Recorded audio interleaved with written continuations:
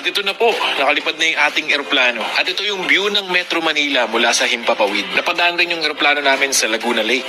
At yung mga nakikita mong parisukat na yun sa ibaba, as far as I know, yan yung mga fish pens sa Laguna Lake. At habang nasa biyahe na tayo, dumadaan na tayo sa ibabaw ng misteryo. At tila ba parang paraiso yung itsura nito. Nagtataka tuloy ako bakit tinawag itong misteryo. Kaya tuloy na pa-overthink na naman ako sa misteryo ng islang may ngalang misteryo. At sa wakas, matapos madelay ng ilang oras, narating na rin natin ang Mactan, Cebu International Airport. So yun na nga, sana all ay kagaya ng ibang mga content creator na kayang i-track or kayang tukuyin kung saan ang kailang pinaka-location while sitting, riding, flying on the plane. Kasi hindi ko talaga mahanap-hanap yung mga tutorial kung paano makapaglagay, makapag-install ng mga GPS apps or kung ano-ano pa mga apps na ginagamit sa mobile phone, Android phone para ma-detect or ma-track yung ating kung saan tayo situated or saan na tayo na location while nasa Himpapawid ho tayo lula ng mga eroplano. So yan lang, kaya from Mactan International Airport, papunta ako nito ang Iloilo City for Dinagyang Festival. At syempre ako ngayon tipo sa tao na hindi natutulog kapag may biyahe, kasi mahilig ako talaga manood ng mga magandang mga window view. So for example, ito window view ng Cebu Mactan International Airport upon take off. So nakikita ho natin dito yung isla ng Mactan Island, and alam ko yan, yun ang isang isla naman na walang masyadong ilaw or walang masyadong gusali ay ano yan, Ulango Island ba? Tama Ulango Island ng Mactan pa rin, Mactan Island or Lapu-Lapu City part.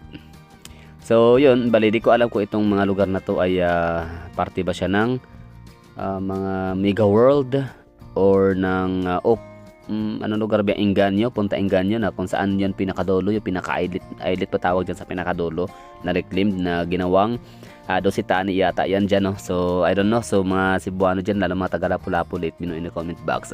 Pero for today's video, ang magiging content ho natin dito ay ang mga aircraft. Pag-usapan ho natin na bakit ang liliit, tsaka tungkol naman sa flight papuntang Iloilo City na bakit tila yata ay maramihan, like dalawa-tatlo talaga to magkasunod. Meron palang ganun.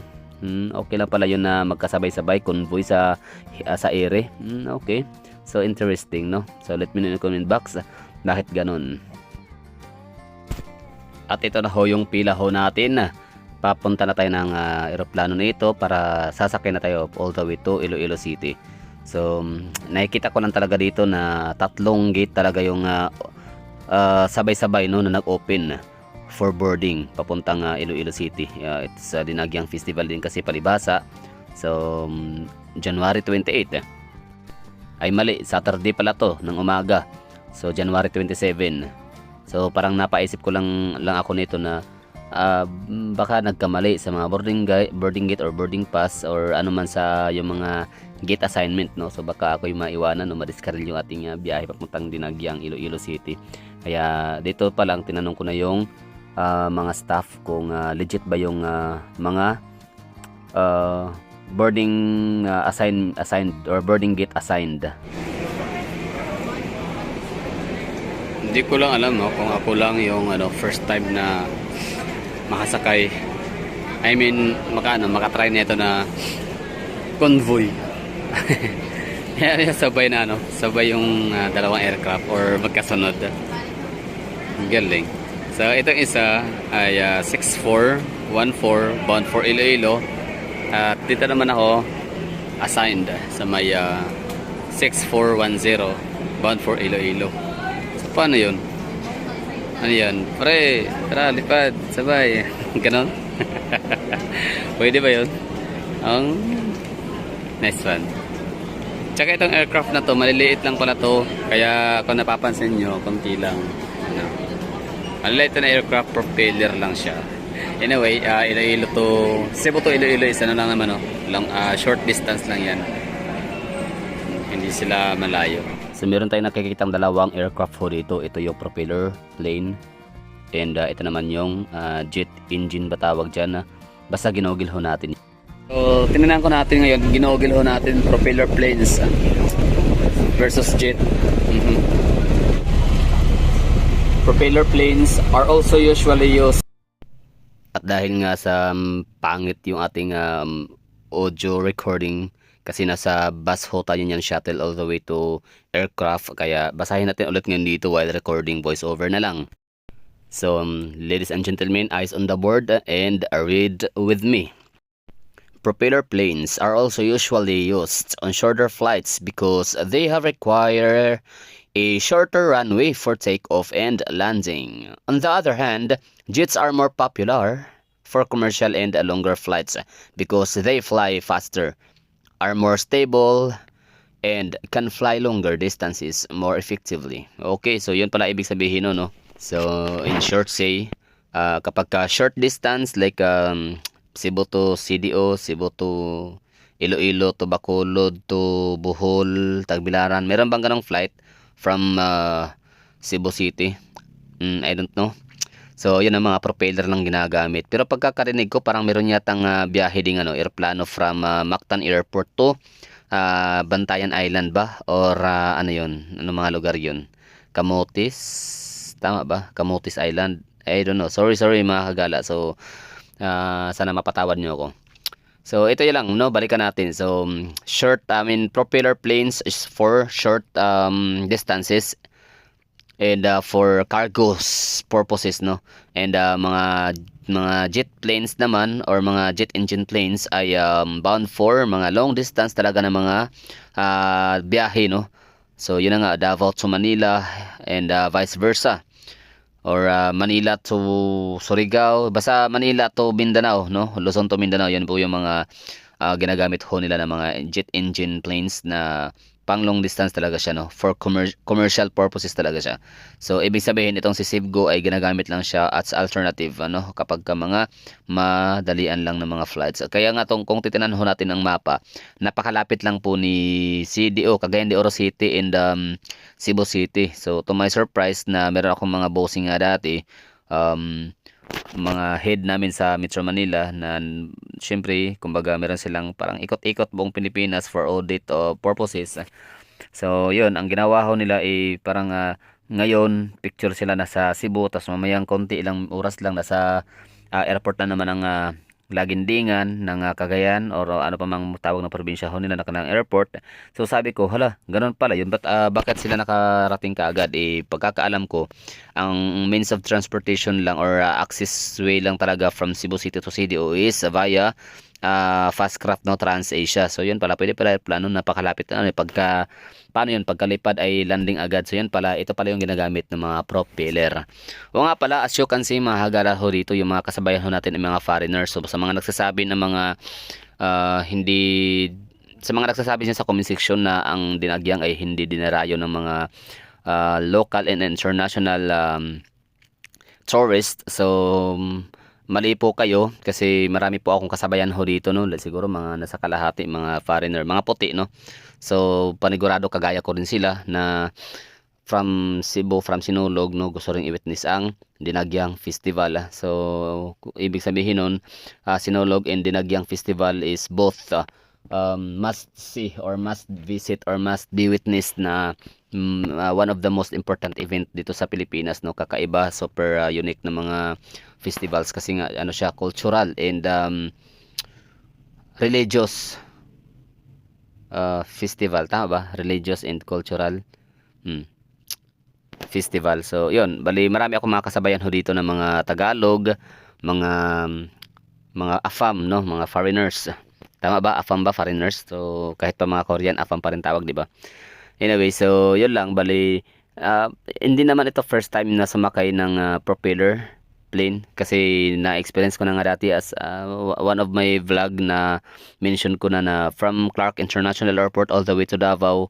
Sumakay kami ng nanay ko sa Air Philippines, no. PAL talaga yung pinili ko kasi dati kasi nung hindi pa ako masyadong lumilipad, so puro pa lang dinig-dinig. Ang napagkakaalam ko, pinaka most efficient, pinakamalaki, pinaka-safest sa aircraft, no, ay ang Philippine Airlines or PAL, no. Kapag PAL ang sinakyan mo, so astig ka daw, parang ganun ang ibig sabihin. So parang mas safer ba, di baling medyo pricey siya over Cebu Pacific. So ang binook ko nung time na yun, matagal na yun, like mga 2018 yata or 2019. So ang binook ko noon ay ang Philippine Airline or PAL kasi astig nga daw talaga, no. So to my surprise, syempre Clark yun ha. So ang layo ng Clark from central Luzon to southern part of Philippines, no. Hindi lang sa southern part of the Philippines, southern part of Mindanao pa talaga siya. So it's Davao City. Pero to my surprise, ang liit lang niya, no, dalawahan, 2 seats lang talaga siya for 2 rows. So sabi ko, ano yun?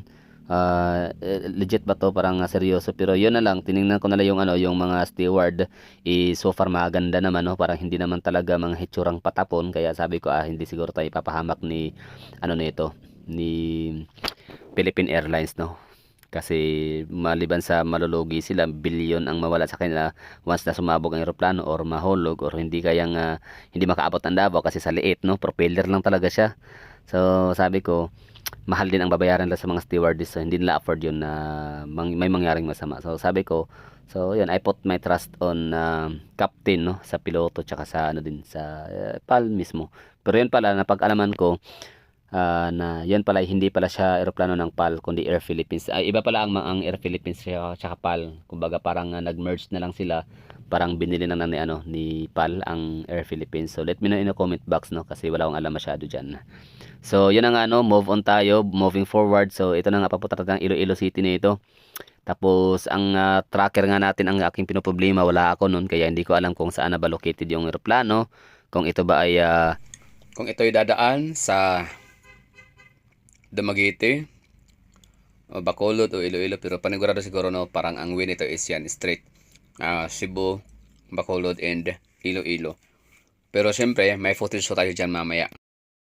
So yun na nga, no, ako yung nagbaybay naman ito sa may Mactan International Airport Cebu kasi bound for ano na tayo, no, pa-take off na and pa-landing sa Iloilo City for Dinagyang and ano yun, Kasadyahan, tapos yun, Iloilo. Pero babalik pa po tayo sa Cebu nito kasi dito nung time kasi na umalis tayo ng ano papuntang Iloilo, ang ticket kasi noon meron na akong pauwi from Katiklan to Davao City. Pero syempre wala ngang ano Katiklan to Davao City na direct flight, kaya kailangan niya ng charter flight or connecting flight. So Katiklan, Manila to Davao. Pero dahil nga sa pabago-bagong schedule ni Cebu Pacific ni Cebgo, so ang ginawa niya is from Katiklan, imbis na Katiklan Manila Davao ay ginawa niya nga Katiklan Cebu Davao. Kaya ayun, nakabalik ulit tayo ng Cebu after Boracay kasi nga dahil sa nabagong scheduled flight and yung ano yung itinerary ng ating pauwi papuntang Davao. So yun lang.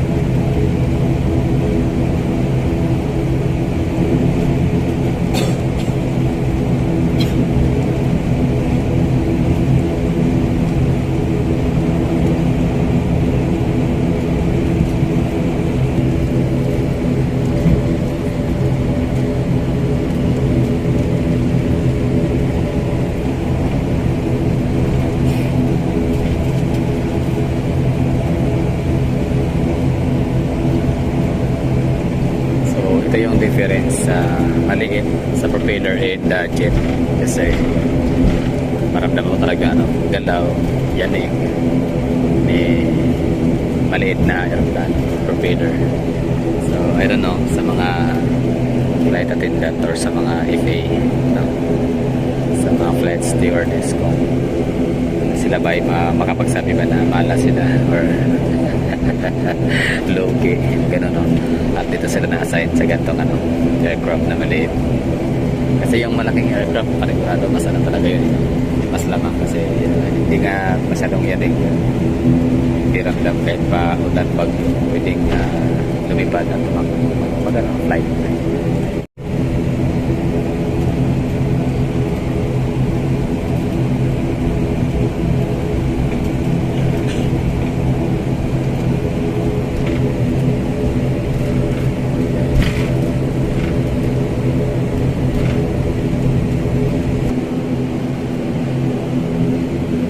sa bagay, yung ano nga, no, yung mga private plane nila Singson, di ba? Ganito yun eh. Maliit lang din.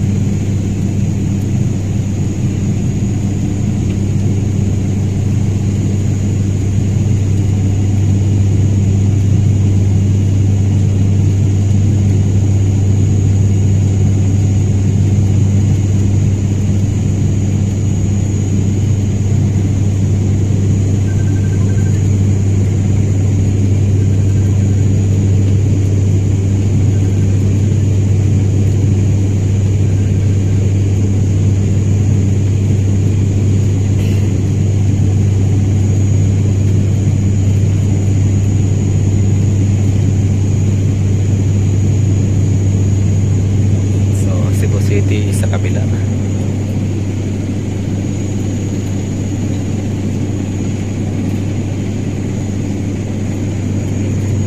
Itong nakita natin dito is ito yung Dositani. Tama. Or Mactan muna tapos Dositani.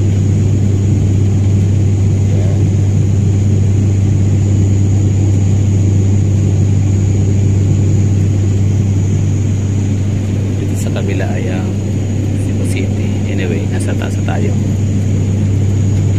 Nasa ulap na.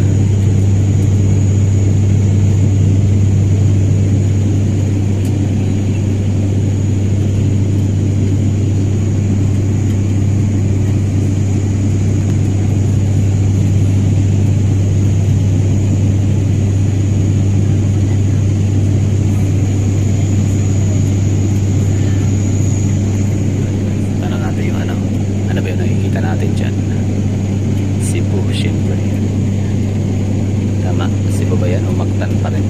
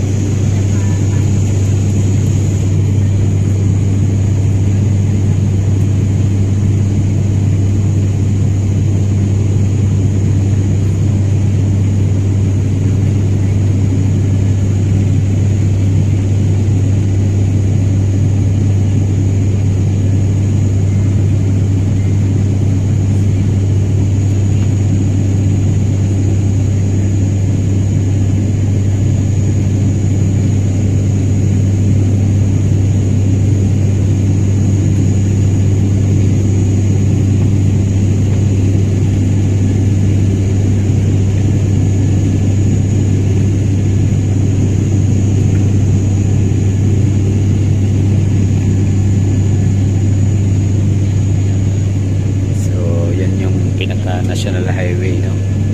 Or pinaka provincial highway ng Cebu Province.